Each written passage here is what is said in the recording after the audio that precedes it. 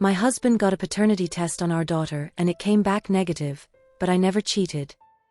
Now he thinks our relationship is a lie and wants to divorce. What should I do? I don't know how it happened and I haven't been able to stop crying all day. I never cheated. I love my husband, we've been together since college and he's the love of my life. He's handsome and kind, and while I've slept with 2 other people, both were before we got together. There is no other potential father for our daughter.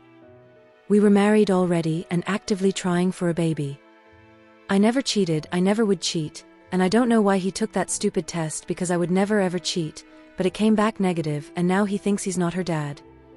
I don't know how to convince him it was a faulty test and I'm so scared. These past few months, it's like he's become someone completely different from the man I married. He's cold and suspicious. He kept demanding to see my phone, and wouldn't tell me why, and I showed him at first but eventually told him I wouldn't anymore unless he explained why. He's been distant with our daughter too. He stays in his office for hours on end, and I don't know what he's doing. I did not cheat. He accused me this morning, saying he'd done the test after realizing that our daughter's eyes, brown, wouldn't naturally come from ours, both blue, and that he wanted me to get out of the house. I didn't leave and he locked me out of our bedroom and now I'm in my daughter's room. This is terrifying. What should I do? Edit. The specific advice I want is how I can prove I'm innocent and how to make sure this relationship works. I want to keep my family together at all costs. Also, I just had a conversation with my husband. He's out of his room now, and we discussed some things. I told him again that I would never cheat and started talking about a list I made of tests I want done, but he told me that he didn't want to hear it right now. We're going to have a longer conversation tomorrow and he said that he still loves our daughter, and he won't try to keep me out of the house or our room for now. I asked him to hug me and he did. I'm scared that I won't be able to convince him. I just want our family to go back to normal. How can I be a good wife and support his needs while proving my innocence? TLDR, my husband confronted me this morning saying our daughter isn't biologically his after a failed paternity test, but I never cheated. Update. Hi everyone. First off, I wanted to thank everyone who reached out. My original post got so much attention, it was hard to get to everything, but I ended up making a list of plans and tests I wanted to get done.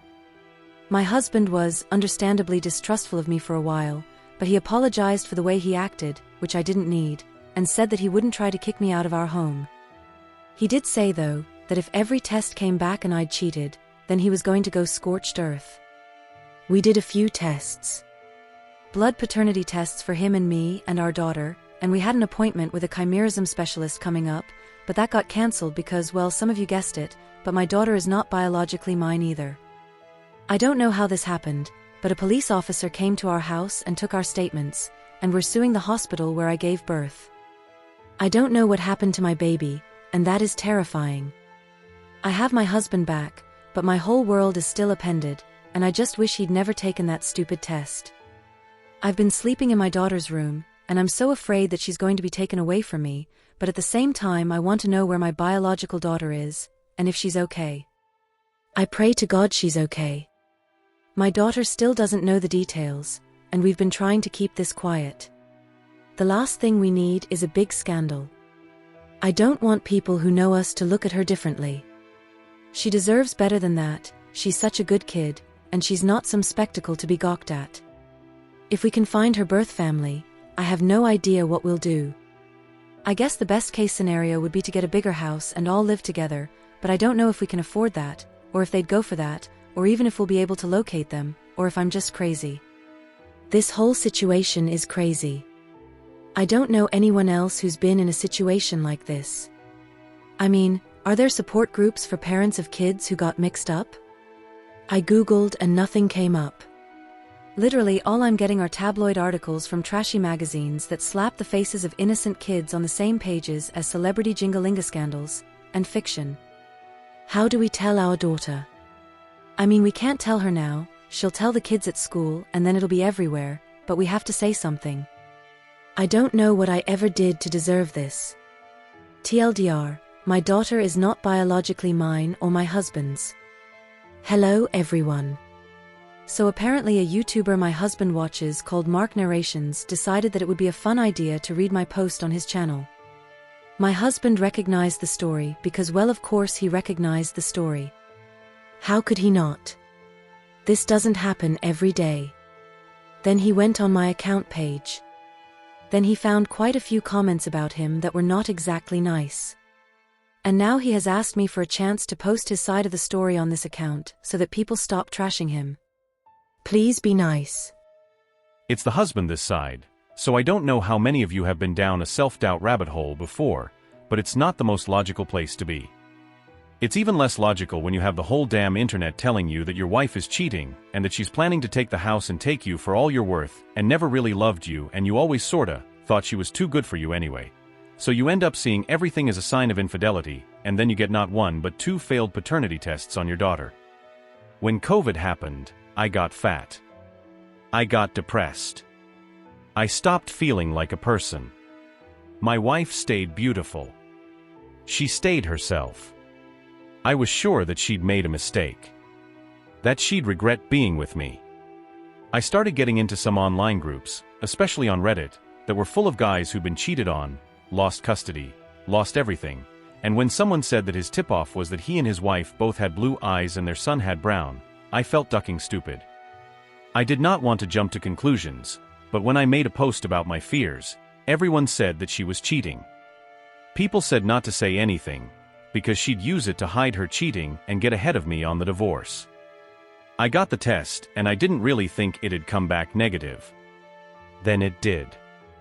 I didn't want to believe it, but yeah, I pulled back. I felt betrayed. I wanted to be a good husband, but I couldn't shake this. I tried to find evidence of an affair, and failed. I got another test. When that one was also negative, I snapped. If you've ever been cheated on, you know what it feels like. When my wife denied it, I got angrier. I just wanted her to leave. I didn't want to go through what everyone seemed to think was going to happen. I didn't want to lose custody of my kid. I didn't want to lose my house. I was scared and angry, and I wanted the truth. I felt like if she couldn't even be honest, there was no getting past this. I took a few hours to calm down. When she came back with a list of tests to take, I tried to keep my cool. I tried to keep my cool for so long. I know I was wrong about the affair, but so was everyone else in my ear. My kid is genuinely not biologically mine. I didn't immediately consider that switched at birth was an option. I've been through a messed up time, and I don't think getting angry one time because I thought my wife cheated and was lying about it makes me a monster. Hi, it's fully faithful wife here again. I just want to say that one. I agree that he's not a monster, an abuser, or anything of the sort. 2. I do not agree that he's fat. I love this man very much and have for ages, and we are not going to let this situation break our marriage. Thank you to everyone for all your help. Final update. Hi everyone. All 3,000 people who followed me, all of the YouTubers who made videos, the people on every social media platform from TikTok to Tumblr, who have been giving advice. My goodness, there's a lot. Which helps confirm my decision not to go public with any of this. If this is how much attention we get without our names and faces attached, my goodness. I'm very grateful to everyone, and hold no ill will towards the people who shared my posts, but I'm very glad that attention is not directed at my daughters, either of them. I think you all deserve an update, so here goes. We found our biological daughter. She was in foster care. I don't think it's going to surprise a ton of people that the hospital we had her at wasn't in the best area, and she was taken home by a family who ended up under investigation, and apparently, when she was proven not their biological child, she was taken by the state. I feel terrible for that family, but at the same time, so grateful to have found her safe and alive. We've started the adoption process immediately, and well, we have some pretty significant resources now. I wouldn't say the settlement money makes up for what we went through, exactly, but it's close to $2 million. Our lawyer said we could have gotten more in court, but honestly, the hospital wanted to end this fast and quietly, and so did we. We explained to our daughter that her sister is going to be coming to stay with us, and that we still love her very much. She seems ecstatic at the idea. Here's hoping it works out in actuality. We're planning to move away from our town in a few months.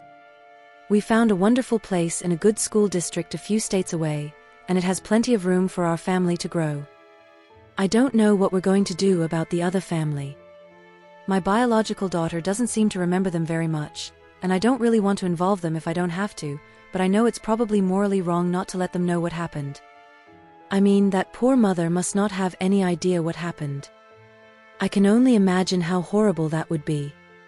For now, though, I'm focusing on my daughters, and hoping to plan a beautiful life. Finally, my husband. I love him more than anything in the world, and he loves me. We've been through hell and come out the other side, and we are not interested in breaking up, or ending the relationship, or anything like that. He deleted his Reddit account, and he promised that he's going to trust me from now on, because as it happens, our child being switched at birth is more likely than me cheating on him. I love him so much. We're going to be okay. This will hopefully be the last time I use this account. Thank you to everyone who reached out with help and advice. Explains a little more. I said we started the process. We did.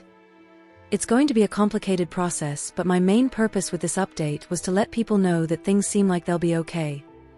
I got so many people worried, and I felt like going into the nitty-gritty details of what's going on would A, give identifying information, and B, lead to more people worrying. Yes, she is with a foster family right now. We hired a private investigator and asked for the hospital's cooperation in litigation. I don't know all the details here. I know very little about the family that raised my baby at this point in time. It has to do with the birth certificate, but legally, our daughter is our daughter. This was a legal settlement, not hush money. This has been a very difficult time in my life, one of the most difficult I've ever been through. If you don't want to believe me, fine, I've gotten used to that, but I would hope that telling my story as it is might help someone else in my situation. If it happened to me, it can happen again, and it was terrifying looking for information and finding next to nothing helpful, and I don't appreciate you assuming things about me. It's been a few months since my last update, and life has been a whirlwind of emotions and new beginnings. We've settled into our new home, and it's everything we hoped for: a sanctuary for our family, a place where laughter fills the rooms, and where each day brings us closer together. Our daughters are thriving in their new environment, making friends, and excelling in school. It's a joy to watch them grow into their own personality, full of curiosity and kindness. As for the other family, we made the difficult decision to reach out to them. It was a conversation filled with tears and heartache, but also understanding and compassion. They're part of our daughter's story, and we're slowly navigating this complex relationship with respect and care. My husband has been my rock through all of this. His unwavering support and love have made the unbearable moments bearable. We've learned to communicate better, to trust more deeply, and to cherish every second we have together. Our bond is stronger than ever, forged through the trials we've faced.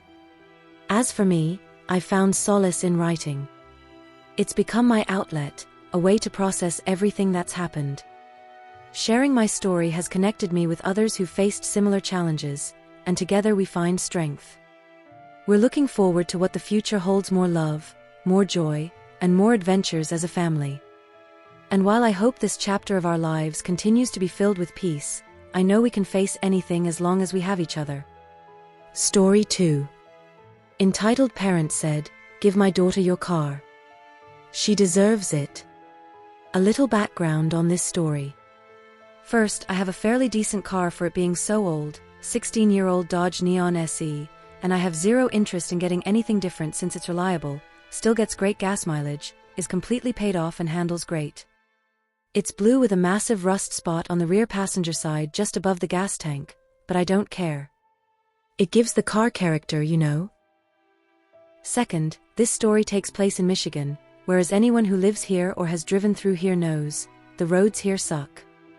Potholes, uneven streets, and jagged pavement on every stretch of road you'll ever drive down.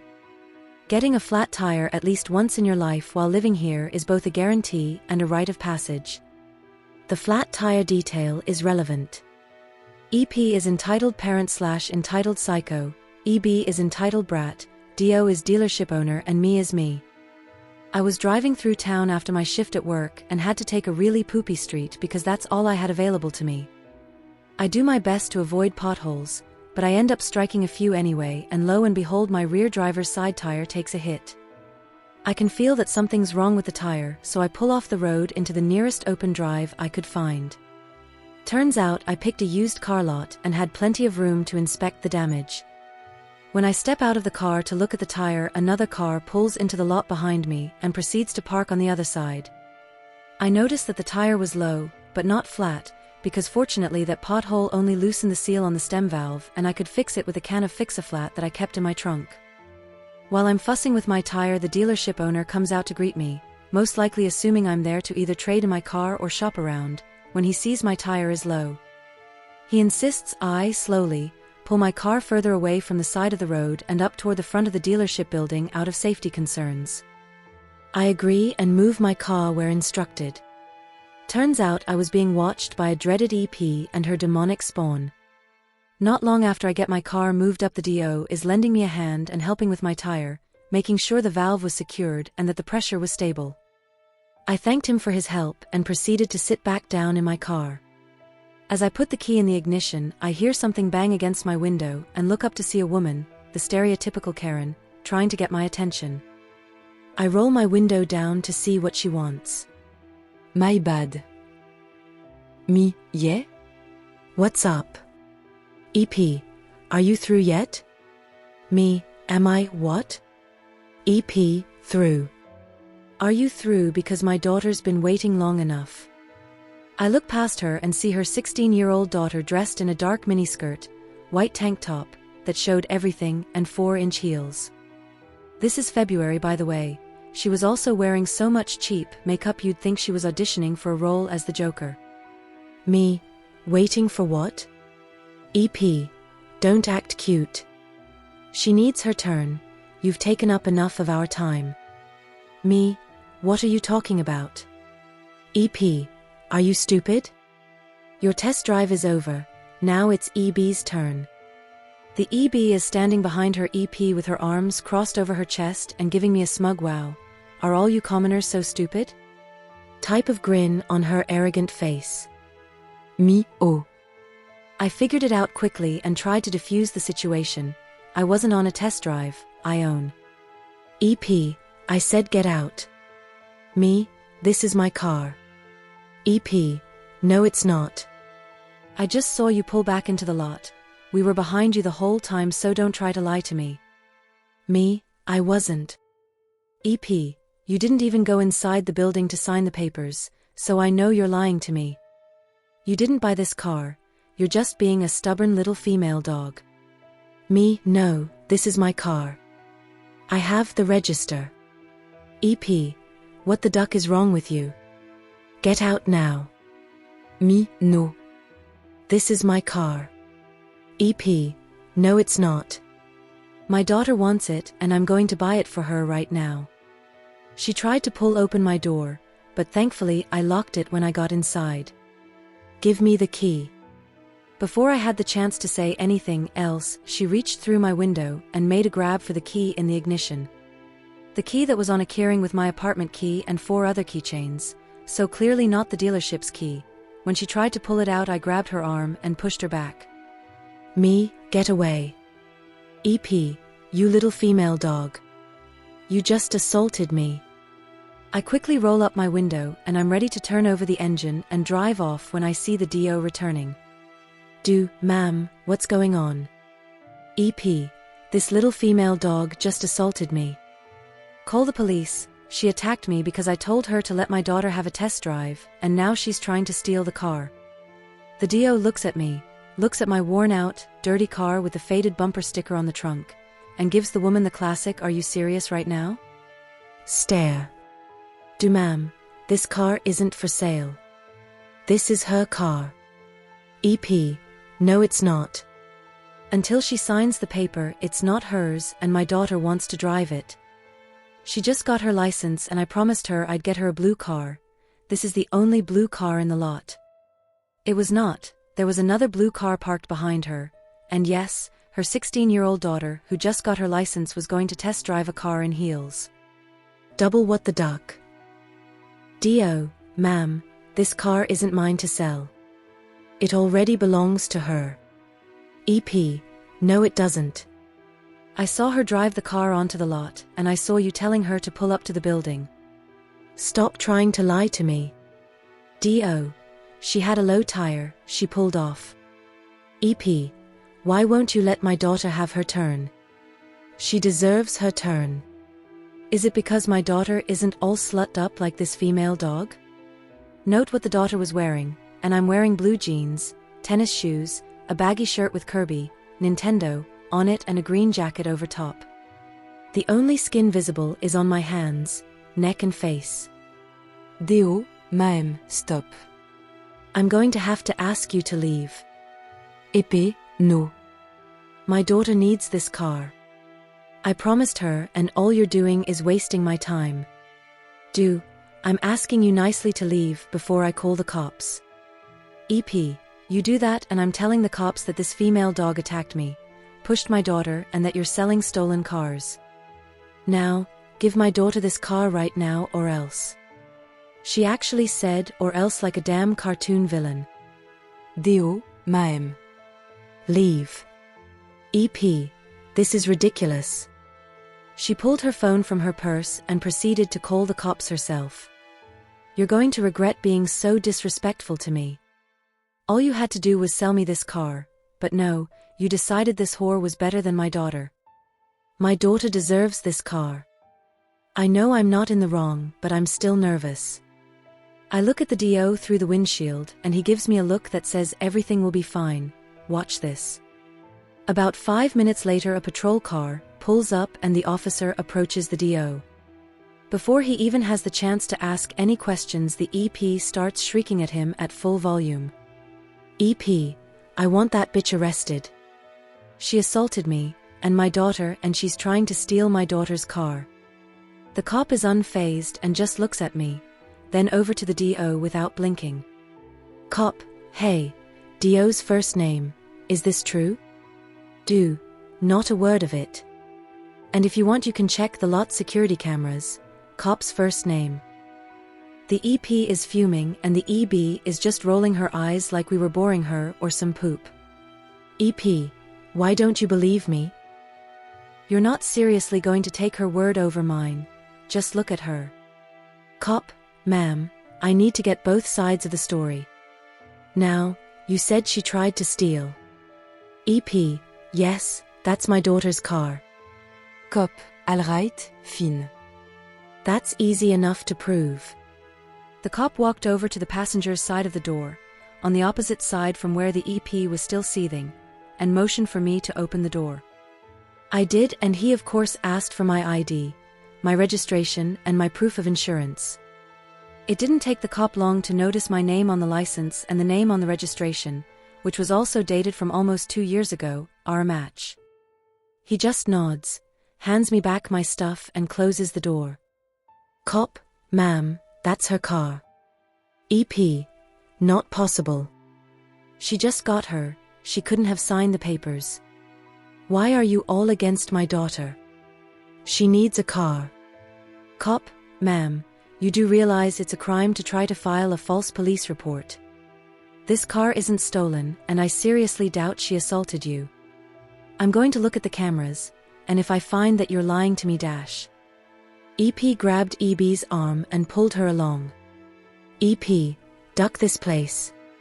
All these cars are pieces of poop anyway. My daughter deserves better than anything that slut would ever drive.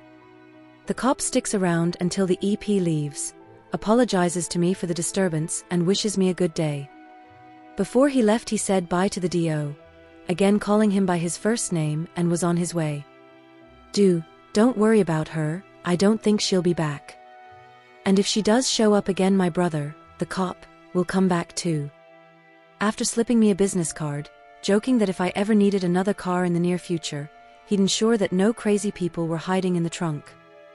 I thanked the man for coming to my rescue, drove off, and I've been trying to figure out why my old car was so important to the EP ever since. Seriously, it's not that great of a car. Old, losing its pep and needing some TLC. But I still love my blue bastard. Edit. 4 silver and gold. That's awesome. Thank you so much. I appreciate all the positive comments coming, reminding me that while the world is full of Karens, there are also a lot of kind, understanding people out there, too. Don't lose faith in humanity just yet. This is the end of this video. If you guys have any thoughts or suggestions, write it down below in the comment section.